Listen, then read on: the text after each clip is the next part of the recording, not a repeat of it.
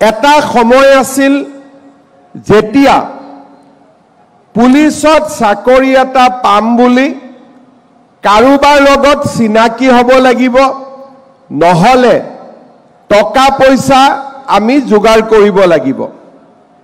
আজি আমি টকা পইচাও দিব নালাগে, কাৰো লগত চিনাকিও হ'ব নালাগে, মাত্ৰ আমি কষ্ট আৰু পৰিশ্ৰম কৰিব লাগে।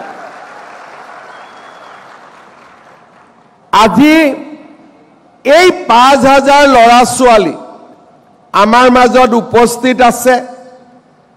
ই আমাক কি বুজাইছে যে আমাৰ অসমত চৰকাৰী চাকৰি পাবৰ কাৰণে কাকো ১ টকাও ঘোষ দিব নালাগে। লাগে নেকি?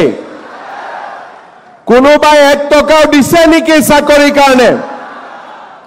আজি আমি সকলোৱে ৩ বছৰ কষ্ট কৰাৰ পিছত মেৰিটত আৰু কষ্ট আৰু পৰিশ্ৰমৰ ফল হিচাপে আজি আমি চৰকাৰী চাকৰি পাবলৈ সক্ষম হলো।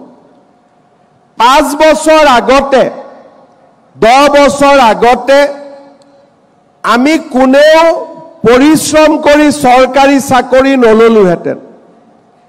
আমি কোনোবা বিষয়া, কোনোবা নেতা বা কাৰোবাৰ জৰিয়তে চৰকাৰী চাকৰি এটা পাবৰ বাবে চেষ্টা কৰিলোহেঁতেন।